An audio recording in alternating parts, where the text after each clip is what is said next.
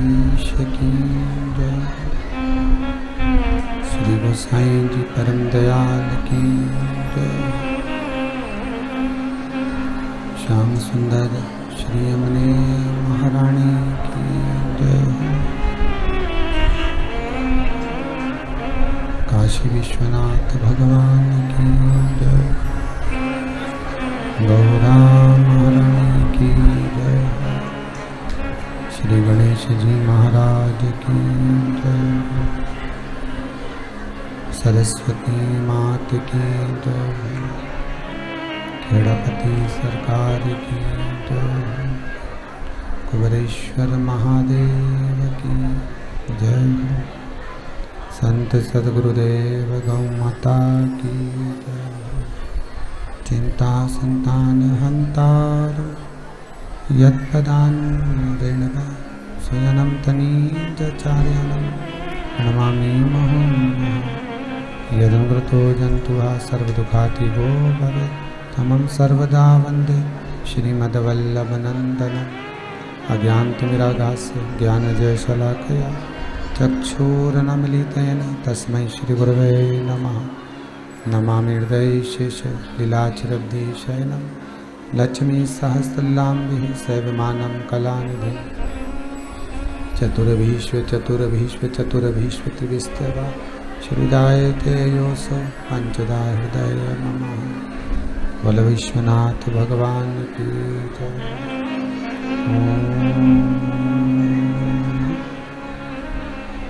नमः शिवाय। ओम नमः शिवाय। ओम नमः शिवाय। ओम नमः शिवाय। ओम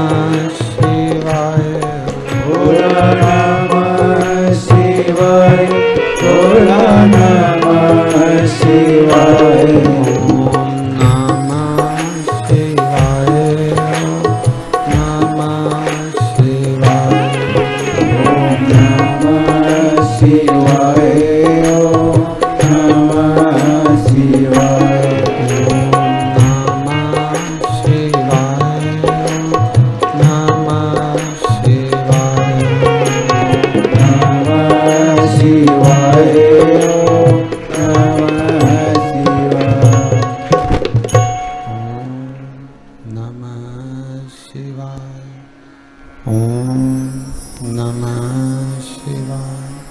ओम नमः विश्वनाथ भगवान की।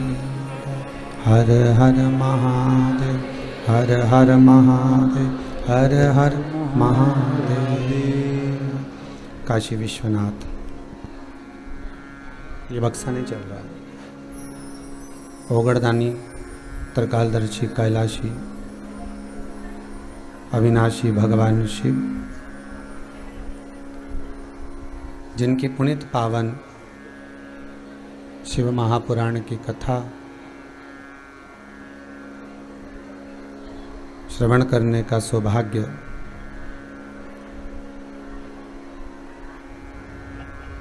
भगवान भूत अधिपति भूतेश्वर भगवान शिव की कृपा से, करुणा सागर शंकर की दया से, ओगड़दानी की कृपा से प्राप्त हुआ है।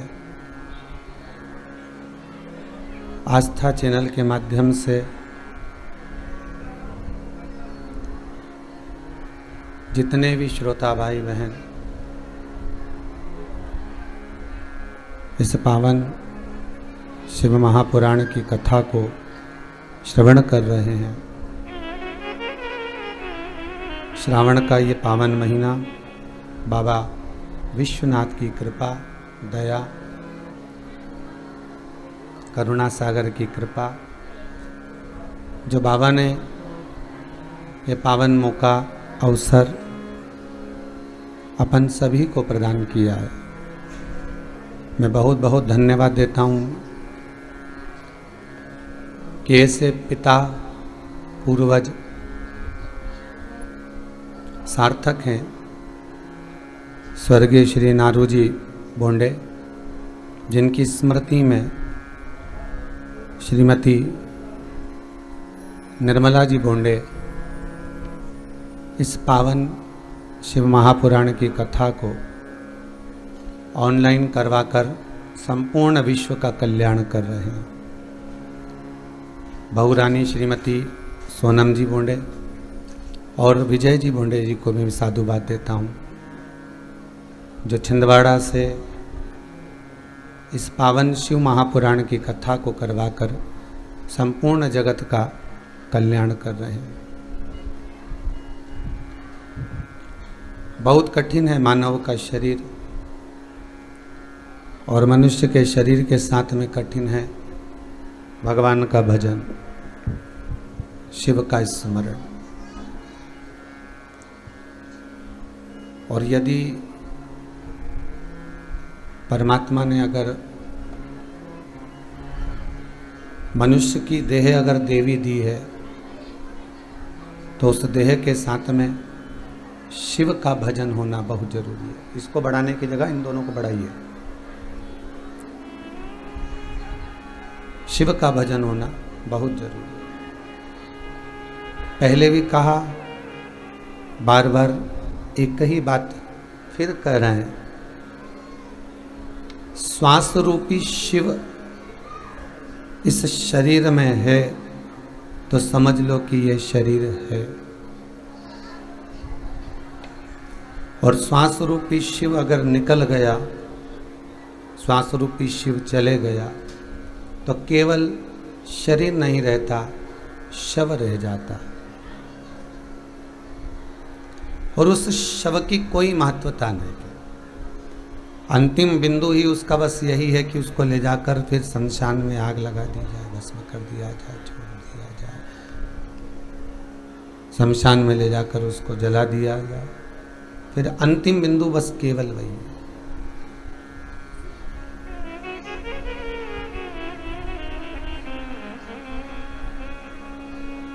कोई कह रहा था कि आज मित्रता दिवस है।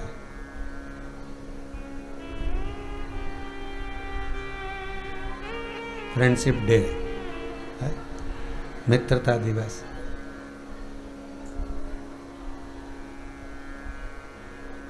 पर दुनिया में यदि सबसे अच्छा कोई मित्र है,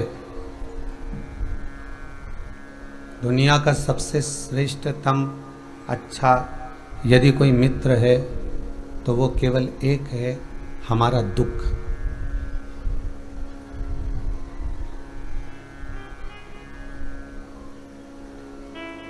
दुख से जोरदार कोई मित्र हो ही नहीं सकता, क्योंकि दुख रूपी मित्र जब हमारे करीब में रहता है ना, तो हमको हर पल, हर घड़ी, हर क्षण मेरे शंकर की याद दिलाता रहता है। ऐसा मित्र कहीं मिलेगा क्या? मित्र वो जो दुख की घड़ी में परमात्मा को नजदीक ले जाए।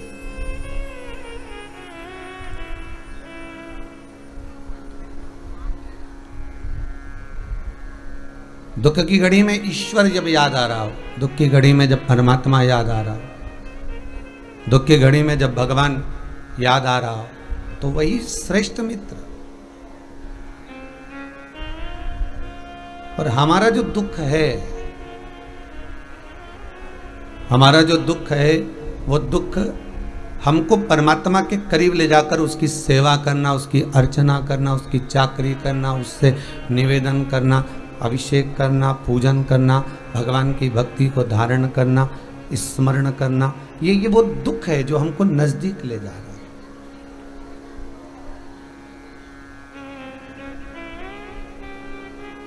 ईश्वर के करीब ले जाने वाला, ईश्वर के पास ले जाने वाला केवल एक दुख है। उसके सिवाय कोई परमात्मा के पास लेकर भी अगर चले गया तो मन उचिष्ट होकर वापिस आ जाएगा। पर यदि दुख एक बार परमात्मा के करीब अगर लेकर गया है तो फिर वो सुख का भान अवश्य करा देगा, फिर वो सुख का स्मरण अवश्य कराएगा।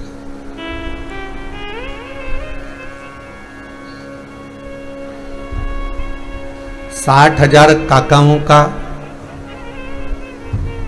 60,000 काका जब शांत हो गए तो भागीरथ महाराज उस दुख को देखकर कि 60,000 काका शांत हो गए, उनके उद्धार के लिए मुझे कुछ करना पड़ेगा। कभी कभी जगहित के साथ में आप अपनी आत्मा के कल्याण के लिए भी तो विचार करिए। जगहित के साथ में कभी कभी अपने भीतर का भी विचार करिए कि मेरा कल्याण कैसे,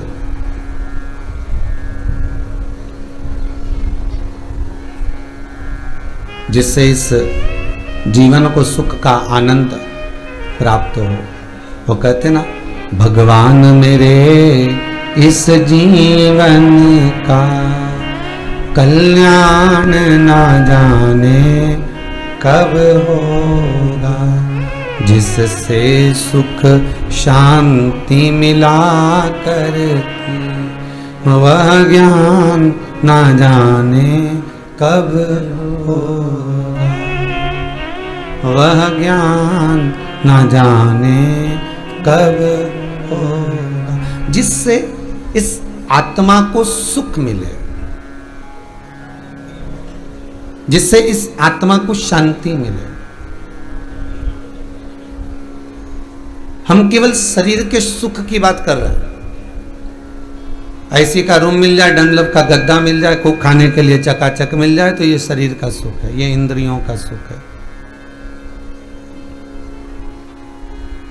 और इस सुख में जो आनंद नहीं है, इस सुख में कुछ फल नहीं है, इस सुख में कोई आनंद की अनुभूति नहीं है। सुख भीतर का हो। एक राजा ने एक सेवक को रखा और सेवक को रखकर कहा कि जाओ। अब सेवक तो था पर सुंदरता नहीं थी उसमें, बहुत ज्यादा कोई सुंदरता उस सेवक में नहीं है। तो राजा ने उसको कहा ठीक है, अब किसी के कहने पर रख लिया कि अच्छा है, ईमानदार है, अब उसको रखा, पर उसमें कोई सुंदरता का भाव नहीं था।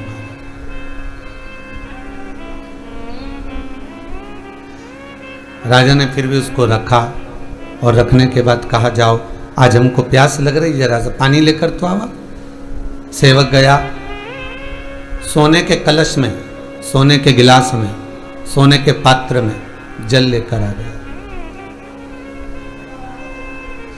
और सोने के पात्र में जब वो जल लेकर आया, सोने के पात्र में जब जल लेकर आता है और राजा को दिया, तो राजा ने उस सोने के पात्र का जल जैसे ही मुख में लिया, लेते ही राजा ने उसका कुल्ला कर दिया, उसको थूक दिया।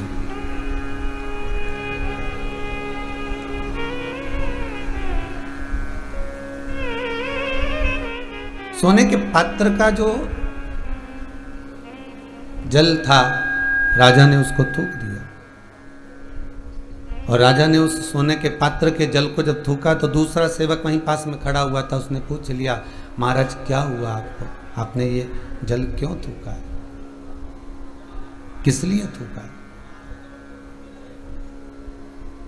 राजा कहते हैं इसमें इतनी बुद्धि नहीं, इतना विवेक नहीं। एक तो गर्मी पड़ रही इतनी तेज, और ऊपर से ये जल भी लाया तो गर्म जल लेकर आया। सेवक कहता है, महाराज जब सोने के पात्र में जल आएगा तो वो तो गर्म रहेगा ही ना।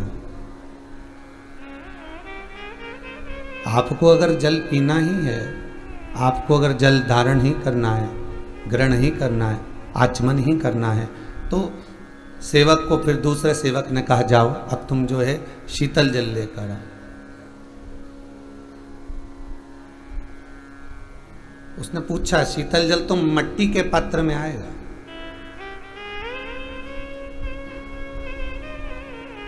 और मट्टी के पात्र में अगर शीतल जल आएगा, और मैं मट्टी के पात्र में शीतल जल लेकर आ गया, और वो शीतल जल मैंने मट्टी के पात्र में अगर राजा को दिया, शीतल जल अगर मैंने मट्टी के पात्र में राजा को प्रदान किया, तो राजा का अपमान नहीं होगा? फिर राजा का भी तो अपमान हो सकता है। सेवक ने कहा, नहीं जाओ राजा के लिए शीतल जल लेकर आओ। सेवक ने सेवक की बात मानकर और मट्टी का पात्र लेकर गए, और मट्टी के पात्र में जल लेकर आए, और उस जल को लाकर दिया। राजा ने पिया, कंठ को थोड़ी शीतलता प्राप्त हुई।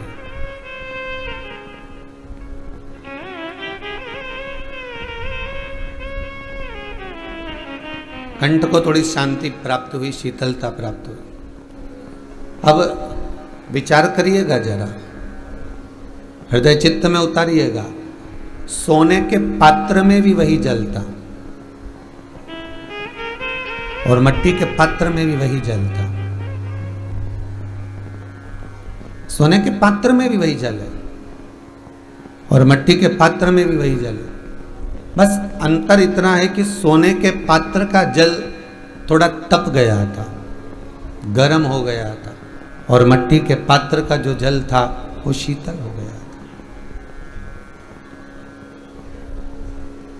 पात्र वही, स्वर्ण में थोड़ा सा गर्म हो गया, मट्टी में थोड़ा शीतल हो गया।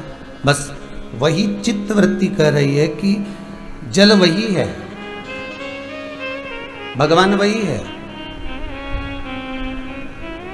उस परमात्मा को पाने के लिए कोई मट्टी का भी पात्र होगा, कोई स्वर्ण का भी पात्र होगा।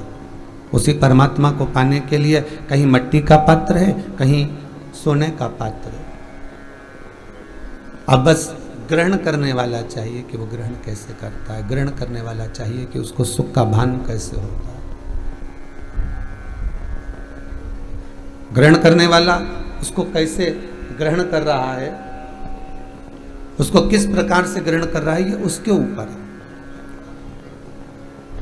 हमको भी पात्र बनना है। जल तो परमात्मा है ही,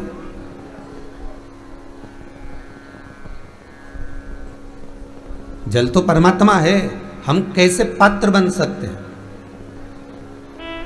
अगर बहुत सारा वैभव पाकर, बहुत सारा धन पाकर, बहुत सारा दौलत पाकर, बहुत सारी संपदा पाकर, बहुत सारा सुख पाकर, बहुत सारा धन एकत्रित कर कर हम सोचें कि परमात्मा हमको प्राप्त हो जाए, और हम परमात्मा को प्राप्त कर कर कहीं संसार सागर में, कहीं सब जगह सृष्टि में अपना ही तत्व एकत्रित कर कर दिखा दें, तो वो श्रेष्ठता नहीं।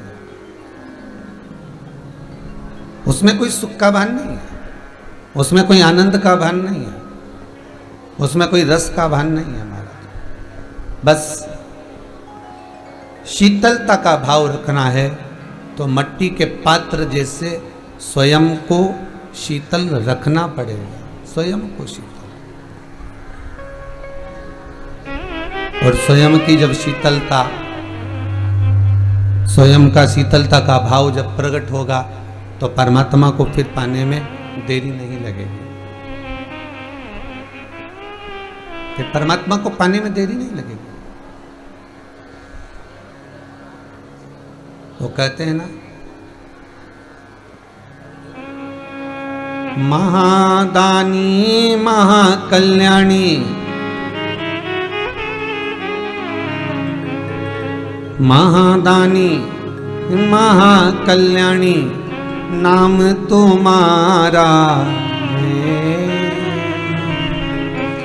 जय शंभो जय जय शंभो, जय शंभो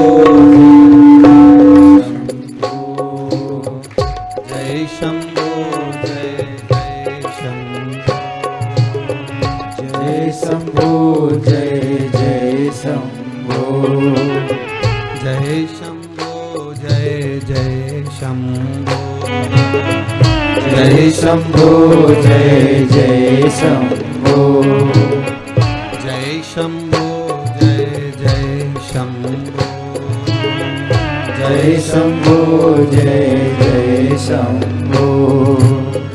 महादानी महाकल्याणी, महाकाली मां कल्याणी, महादानी महाकल्याणी, महाकाली मां कल्याणी नाम तुम्हारा है। जय शंभो जय शंभो जय जय शंभो, जय शंभो जय शंभो, जय शंभो जय जय शंभो। वाद्य यंत्रों की आवाज कम करिए थोड़ा और आवाज सेटिंग करिए। जय शंभो जय जय शंभो, जय शंभो जय जय शंभो। आओ।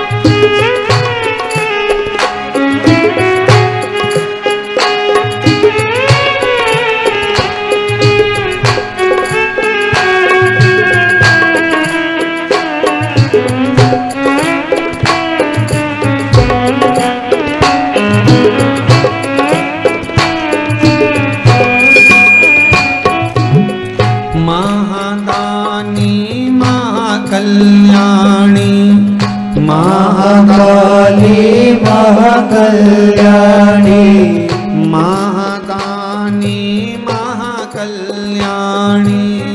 महादानी महाकल्याणी ओ नाम तुम्हारा है। जय शंभो जय जय शंभो, जय शंभो जय जय शंभो, जय शंभो जय जय शंभो, जय शंभो जय जय शंभो, जय शंभो जय जय शंभो, जय शंभो जय जय शंभो, जय शंभो जय जय शंभो, जय शंभो जय जय शंभो।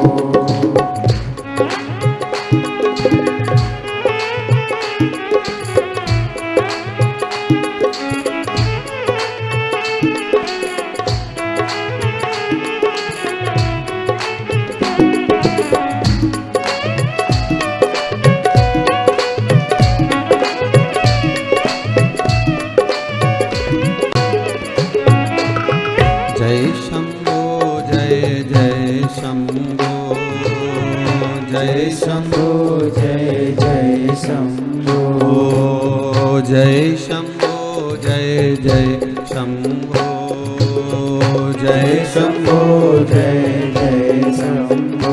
भगवान शिव की कथा कह रही है, शंकर का अनुमोदन कर रहा है, शिव महापुराण कह रही है, शंकर की कथा कह रही है कि जीवन में मानव का जो शरीर है आप स्वर्ण जैसा बनाएंगे। पानी वही है, राम वही है, कृष्ण वही है, शिव वही है। आप चाहे मट्टी का बनाए, चाहे आप स्वर्ण का बनाए। मंत्र जाप, स्मरण, नाम जपना, ये सब परमात्मा का क्रम वही की वही है। बस आपके जीवन में आप कैसे उतार रहे हो, आपके जीवन में आप कैसे साध रहे हो, ये आपके ऊपर है।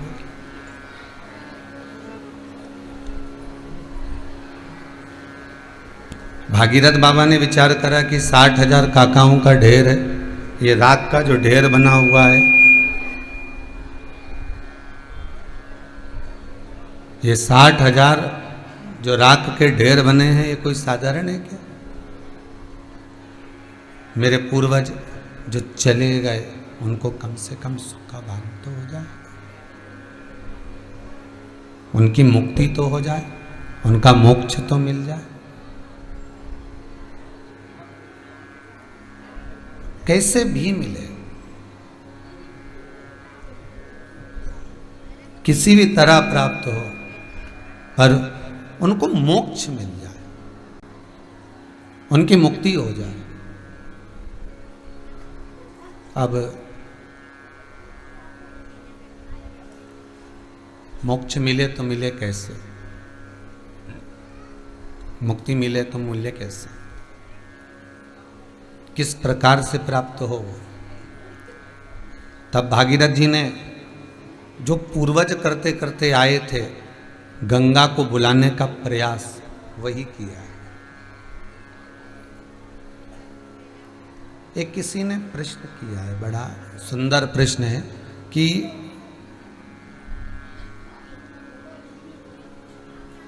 राजा सगर के 60,000 पुत्र जो हुए और जिन्होंने अश्वमेध यज्ञ के अश्व को ढूंढना चाहा और वो अश्वमेध यज्ञ का अश्व ढूंढ ढूंढ कर चले गए, आखिरी में कपिल बाबा के आश्रम में पहुंचकर राख का ढेर बन गए।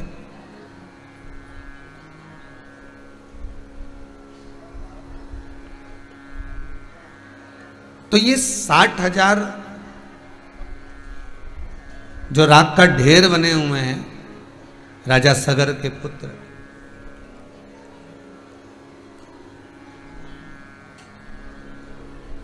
ये कैसे प्रकट हुए? इनके जन्म का कारण क्या था? महाराज, महाभारत के अंतर्गत स्पष्ट किया गया, राजा सूर्यवंश की कथा में स्पष्ट किया गया कि राजा सगर की 2 धर्मपत्नियां थी।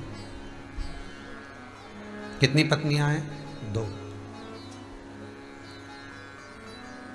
और केवल राजा सगर के लिए ही नहीं कहा।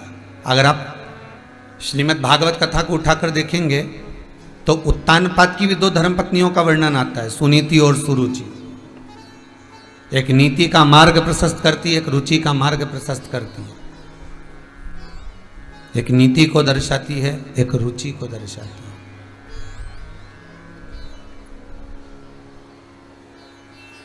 और केवल उत्तानपाद की 2 पत्नियां नहीं, राजा सगर की 2 पत्नियां नहीं, संसार में जितने मानव जन्म लेते हैं, मनुष्य जिनका जन्म होता है, उनकी भी 2 ही पत्नियों का स्मरण, अर्थात 2 आकांक्षा, 2 इच्छा, 2 मन का प्रमाण यह शास्त्र देता है। राजा सगर की 2 पत्नियां थीं, उत्तानपाद की 2 पत्नियां थीं। संसार सागर में जन्म लेने वाला मनुष्य की भी 2 इच्छाएं, 2 आकांक्षाएं, 2 मन, 2 चित्त, 2 वृत्ति रहती।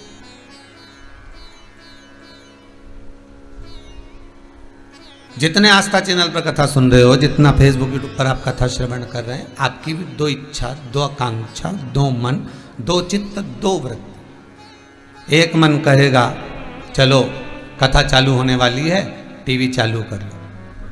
दूसरा मन कहेगा रुक जाओ अभी, तो 2 बजने में देरी है, जब तक 1 कप चाय बना लो।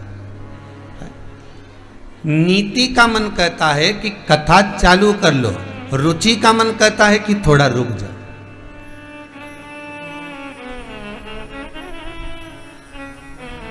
नीति का मन कहता है कि सत्संग में चलो, नीति का मन कहता है कि कथा श्रवण कर लो, थोड़ी देर जरा मोबाइल लेकर बैठ जाए, तो दूसरी चीज ना चलाएं, हम व्हाट्सएप वगैरह नहीं चलाएं, फेसबुक पर आदि जो चीजें नहीं देखें। हम अगर देखें तो भगवान की चर्चा ही देखें, भगवत कथा ही देखें, भगवत स्मरण ही देखें।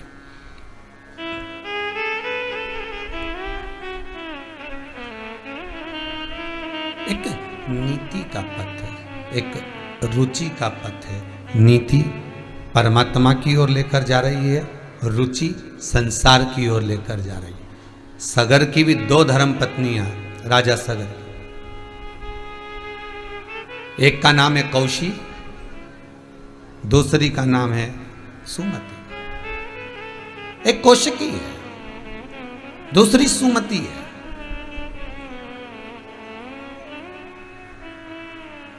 उत्तानपाद की भी 2 धर्म पत्नियां थी, सुनीति और सुरुचि। नीति और रुचि से वर्णन किया गया ध्रुव जी महाराज की कथा में, नीति और रुचि से, और यहां कौशिकी और सुमति से वर्णन किया गया।